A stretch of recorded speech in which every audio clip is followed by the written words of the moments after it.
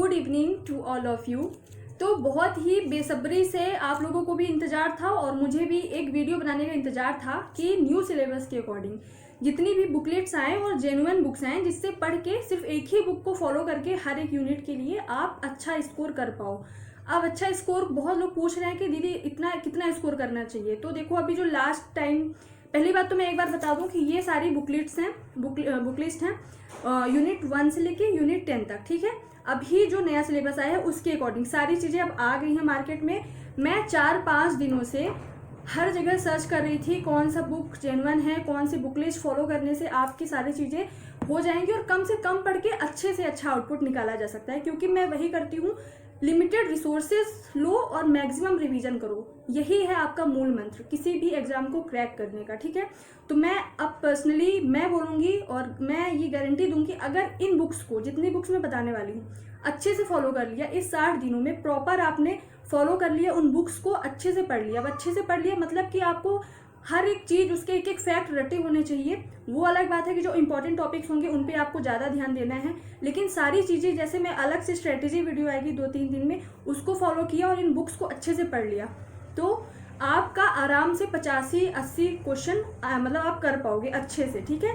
और रही बात की, देखो जब भी एग्जाम हम देते हैं तो लगभग हमसे, जैसे इस बार जब मैं पेपर दे रही थी तो मेरे से लगभग 62-63 क्वेश्चन या 60 से 63 क्वेश्चन ऐसे आ रहे थे जो जिनमें मैं कंफर्म थी कि हाँ भैया ये तो मेरा सही होने वाला है। उसमें भी 1-2 क्वेश्चन यहाँ पे आने के बाद गलत हुए, तो वो वही कट ऑफ निर्धारित करता है। वहाँ पे ही आपको पता चल जाएगा कि कितना कट ऑफ जाएगा। जब मेरे 62 से 63 क्वेश्चन वहीं पे ही सही थे तो मैं समझ गया कि इस बार तो भैया 80 पार जाने वाला है। अब इस बार की अगर बात करूँ, वैकेंसी बहुत कम है। यकीन मानो अगर आपने शिद्दत से 60 दिन पढ़ लिया तो कितनी भी कम वैकेंसी हो आप अच्छे से लेके आओगे।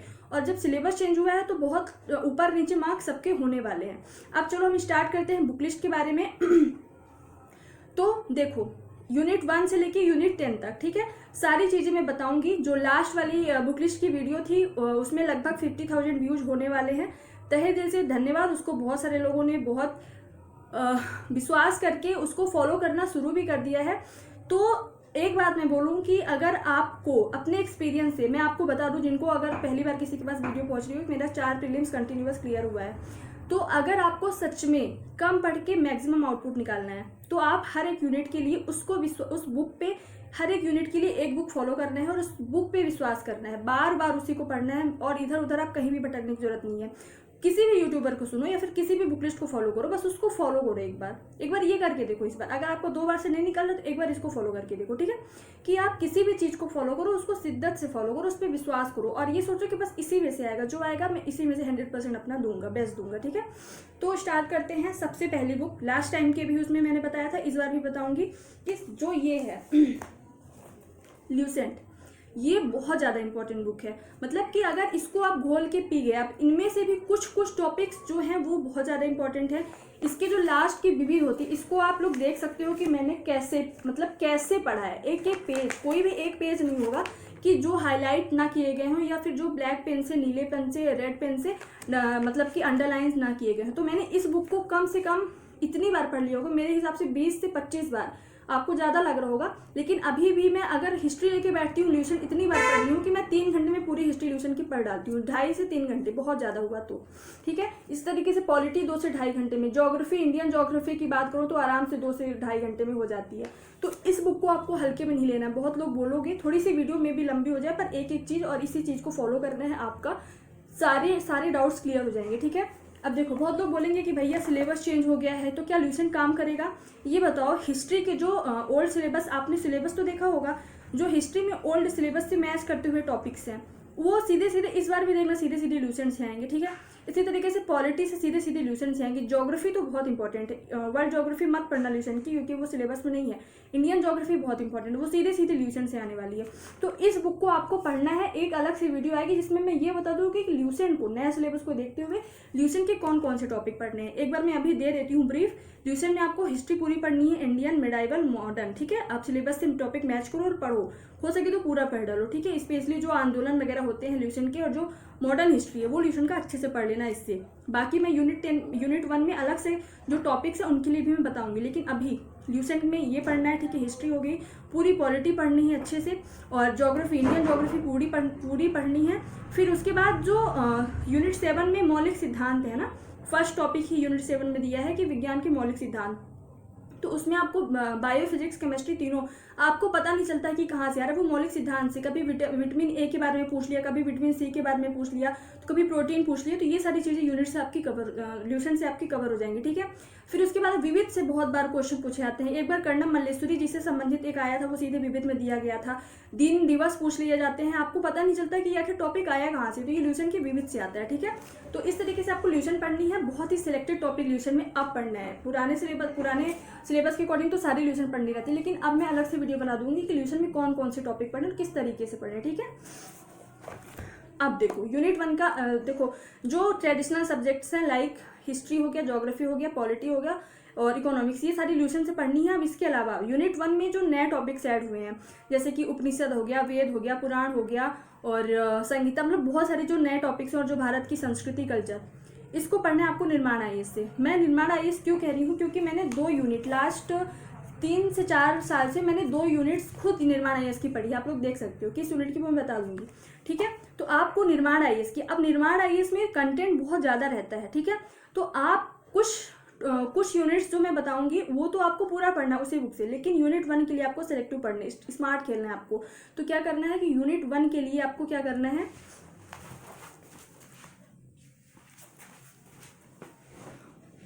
यूनिट 1 के लिए जो सिर्फ नए टॉपिक है उन्हीं को आपको निर्माण आईएएस से पढ़ने हैं और उन्हीं के आपको ऑब्जेक्टिव लगाने हैं, ठीक है। फिर से सुनो, यूनिट 1 में जो रिमेनिंग ओल्ड सिलेबस से मैच करता है वो सिर्फ ल्यूसेंट से पढ़ो, ऑब्जेक्टिव और ल्यूसेंट थ्योरी, इससे ज़्यादा मत पढ़ना। हो सके तो घटना चक्र के कुछ सिलेक्टिव टॉपिक पढ़ना, जैसे कि मुगल काल हो गया, वो घटना चक्र से पढ़ सकते हैं आप लोग। मॉडर्न हिस्ट्री में वो घटना चक्र से पढ़ सकते हो, बट ल्यूसेंट और उसके ऑब्जेक्टिव मत छोड़ना।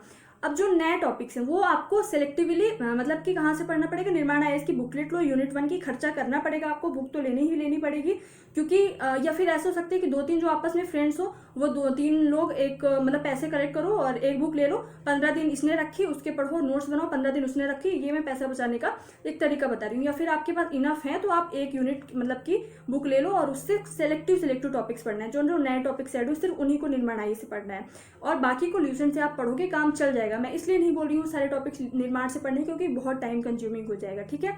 अब यूनिट 2 पे बढ़ते हैं, 1 मिनट। यूनिट 2 में पूरी एमपी की हिस्ट्री है और सेम सिलेबस मैच करता है, तो उसके लिए मैंने लास्ट टाइम ये रिकमेंड किया था महेश बंडवाल की, इंग्लिश मीडियम में भी आती है, हिंदी मीडियम में, ठीक है। ये देखो इस बुक की हालत मैंने किस तरीके से पढ़ा है, मतलब एक एक पेज फटे चित्रे हुए हैं, क्योंकि मैंने इसको इतनी बार पढ़ा है कि मतलब ये बेचारा खुद सोच रहा होगा कि किसके हाथ में पड़ गया, ठीक है। एक ये थ्योरी की बुक है और ये है ऑब्जेक्टिव, टाटा मिग्रा हिल, ठीक है। तो ये 2 मैंने जो पढ़ी थी वो मैं रिकमेंड कर रही हूँ। बाकी बहुत लोग पूछते हैं कि परीक्षा धाम कैसी है, तथ्यवान कैसी है, तो नो डाउट हर बुक अपने आप में अच्छी होती है, बस आपको एक ज़रूरत है बार बार पढ़ने की, तो ठीक है। ये दोनों, एक महेश बंडवाल थ्योरी की, ठीक है, रूप सिंह यादव सर की है, महेश बंडवाल की थ्योरी की एमपी की जो 2nd यूनिट के लिए है, और ऑब्जेक्टिव टाटा मिग्रा हिल की, ठीक है, नए सिलेबस के अकॉर्डिंग। नए सिलेबस क्या, वो पुराने सिलेबस से पूरा मैच करता है।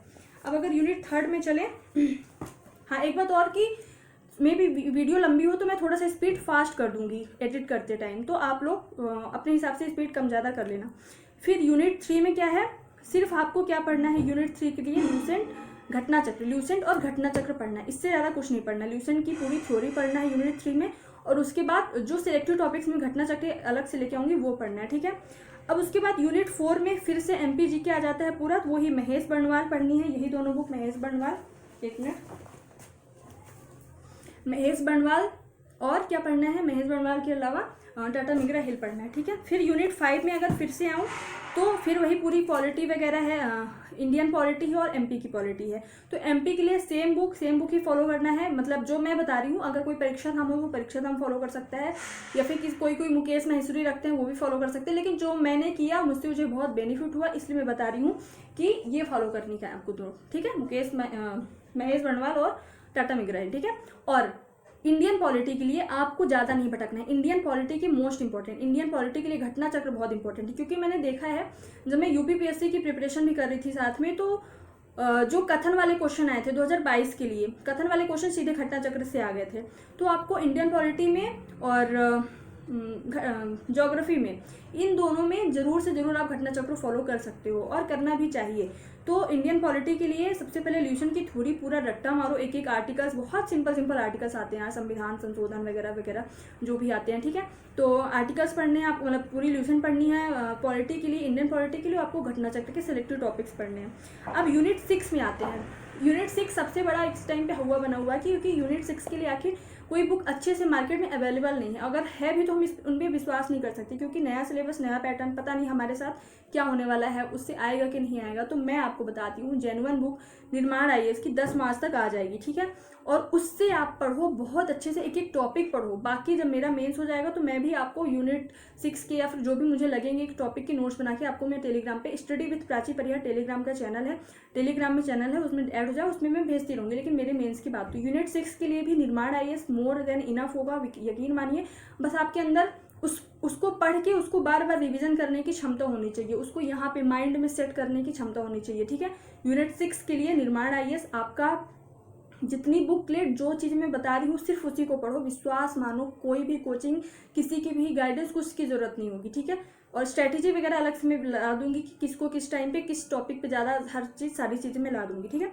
यूनिट 7 निर्माण आईएएस की पढ़ना है, और यूनिट 7 के टॉपिक्स जैसे कि कृषि तकनीक हो गया या फिर खाद्य सुरक्षा हो गया, ये सारी चीज़ें मैंने टॉपिक वाइज निर्माण आईएएस की पीडीएफ ऑलरेडी अपने study with Prachi Parihar Telegram channel पे भेजा हुआ है। बाकी जो भी अलग से बायो की जो मौलिक सिद्धांत वगैरह हैं, बायो, फिजिक्स, केमिस्ट्री, वो आपको ल्यूशन से पढ़ना है। तो यूनिट 7 भी निर्माण आईएएस से। अब यूनिट 8 से, यूनिट 8 में ऑलरेडी करंट अफेयर्स है, तो ऑलरेडी मैंने अलग से वीडियो पूरी यूनिट 8 की फ्री, कैसे करंट अफेयर्स आपको कहाँ से मिलेंगे, पीडीएफ्स कहाँ से मिलेंगी, एमपी के लिए कौन से करंट अफेयर्स, कितने दिन का पढ़ना चाहिए, कैसे पढ़ना चाहिए, हर चीज़ मैंने करंट अफेयर्स के लिए डेली आधा घंटा देके सारी चीज़ वो अलग से आपको मिल जाएगा मेरे चैनल पे, मतलब इसी पे जाके आप जाओगे तो मिल जाएगा, ठीक है। करंट अफेयर्स के लिए सिर्फ डेली आधे घंटे अभी से देना है करंट अफेयर्स के लिए। अब यूनिट 9 की बात करूँ तो ये 9 है, मेरे पास भी है, इसी को मैंने पढ़ा और हर बार इसी को पढ़ा। कहने के लिए इतनी पतली सी बुक है, बट मैं हर बार यूनिट 9 में आराम से 7 से 8 क्वेश्चन बस 5 से 6 दिन में पढ़ के जाती हूँ, प्रीलिम्स मेरा क्लियर होता है। क्यों? क्योंकि इसका एक ही रीजन है कि मैं एक ही बुक को बार बार फॉलो करती हूँ, और मुझे विश्वास होता है जितना मैं पढ़ूंगी उसी में से आएगा, वो सिलेक्शन लायक में कर ले जाऊंगी थोड़ा बहुत इधर उधर से करके, ठीक है। तो आपको यूनिट 9 के लिए भी निर्माण आईएएस की ही बुक पढ़नी है। और यूनिट 10 के लिए क्या पढ़ना है, कैसे पढ़ना है, किस टॉपिक में ज़्यादा डीप जाना है, किस टॉपिक में सिर्फ हमको ऊपर ऊपर पढ़ना है, सेलो रहना है, वो चीज़ें मैं अलग से वीडियो मैंने बनाई है। तो यूनिट 10 के लिए भी निर्माण आईएएस। अब आप लोग सोच रहे होंगे कि मैं सिर्फ निर्माण आईएएस की बुकलेट ही क्यों बता रही हूँ, एमपीजीके की तो मैंने अलग से बता दी जो ओल्ड सिलेबस से मैच करता है, ठीक है। लेकिन कुछ जो यूनिट से बाकी मैंने बता दिया है, घटना चक्र, ल्यूसेंट, और एक और बुक है जो बहुत इंपॉर्टेंट आपके पास होनी चाहिए, एक दो बुक और बताती हूँ। आप लोग सोच रहे हो निर्माण आईएएस की, 2 रीजन है। पहली बात तो मैंने खुद 2 यूनिट्स के, यूनिट 7 के और यूनिट 9 के निर्माण आईएएस को फॉलो किया है, इसलिए मुझे जब एक बार मैंने पढ़ा और प्रीलिम्स दिया तो मुझे लगा कि यार इसी को पढ़ के मैं दोबारा पास हो सकती हूँ। दोबारा भी पास हुई, तिबारा भी पास हुई और चौबारा भी पास हो गई, ठीक है। इसलिए मैं बोल रही हूँ कि निर्माण आईएएस बहुत ही जेन्युइन कंटेंट बनाते हैं, बहुत ही जेन्युइन कंटेंट बनाते हैं, और मतलब उससे बाहर फिर जाता नहीं है। तो सबसे अच्छी बात है कि आपको परोसा गया है थाली में, आपको सब पता है कि इसी में से आना है, बस आपको खाना है, अच्छे से कौर बनाना है और खाना है, ठीक है। अब एक चीज़ और, ल्यूसेंट की मैंने थ्योरी बता दी है, ल्यूसेंट की ऑब्जेक्टिव ये आपके पास होना चाहिए सिलेक्टिव। इंडियन ज्योग्राफी आपको इसकी ऑब्जेक्टिव सॉल्व करनी है, पूरी इंडियन हिस्ट्री इसकी सॉल्व करनी है, और पॉलिटी इसकी सॉल्व करनी है, ठीक है। इतना तो आप सॉल्व कर ही लेना। अब इसके साथ ये एक ऐसी बुक है जिसको आपको डेली देखना है, 10 से 15 मिनट। ये क्या है, प्रीवियस ईयर के क्वेश्चन पेपर लेटेस्ट लेना मोस्टली, जिसमें 20, 21, 22 और 23 इन 4 साल के पेपर तो जरूर रहे, ठीक है। अब आपको करना क्या है, तो इसको सिर्फ डेली 10 से 15 मिनट देखना कि किस टॉपिक में किस तरीके से क्वेश्चंस आ रहे हैं। मान लो कि पॉलिटी से कोई आर्टिकल आ रहा है, तो आप ये देखो कि आर्टिकल किस टॉपिक से कवर किए जा रहे हैं, राष्ट्रपति से आर्टिकल आ रहे हैं या फिर प्रधानमंत्री से आर्टिकल आ रहे हैं या फिर संसद से, मतलब कहाँ से आर्टिकल्स आ रहे हैं। अगर कोई संविधान संशोधन आ रहा है तो कहाँ से आ रहा है। ल्यूसेंट की जो ऑब्जेक्टिव की बात कर रही हूँ, अभी 2023 का जो एक आया था, अभी मेंस में भी आया था, वो सीधे सीधे ऑब्जेक्टिव अगर पढ़ रहे होते 3 मार्कर में आया तो हम सही कर पाते। तो इस तरीके से आप सिर्फ एक क्या बोल सकते हैं उसको, सिद्धांत को फॉलो करो। 1 unit is equal to 1 unit for 1 book for 1 unit is equal to selection, ठीक है। अगर आपने सिर्फ 1 यूनिट के लिए, जितनी मैंने बुकलिस्ट बताई है, 1 यूनिट 1 बुक और सिलेक्शन आपको होना जरूरी है। तो जितने ज़्यादा आप कम रहोगे, बस आपको विश्वास होना चाहिए कि इन्हीं बुक लिस्ट में से, इन्हीं में से सब कुछ आना है, ठीक है। तो मैंने बहुत जल्दी बताने की कोशिश की है ताकि आपका टाइम भी वेस्ट ना हो और मेरा टाइम भी वेस्ट ना हो। और अलग से स्ट्रैटेजी वीडियो में लेके आऊँगी 2-3 दिन में, जो कि शानदार होगी और आई थिंक बेस्ट वीडियो होगी, चाहे वो कोई भी किसी की भी वीडियो से आप कंपेयर करके देख लेना। क्योंकि पता है, कोई टीचर जो बताते हैं ना और एक स्टूडेंट जो खुद पढ़ता है वो बताता है, दोनों में बहुत फ़र्क होता है। मैं आप लोगों के तरीके से सोच के फिर मैं वीडियो बनाऊंगी, स्ट्रैटेजी बनाऊंगी अपने तरीके से जो मैं करती हूँ। और टीचर वो टीचर है, वो नहीं पढ़ता है, वो ना समझ सकता है कि बच्चों की भावनाएं क्या होती हैं, फिर बच्चे किस तरीके से पढ़ना चाहते हैं, ठीक है। तो आई होप आप लोग लाइक कर दिया करो, मुझे अच्छा लगेगा। कमेंट करके ज़रूर बताएं। Thank you so much. जय हिंद, जय भारत।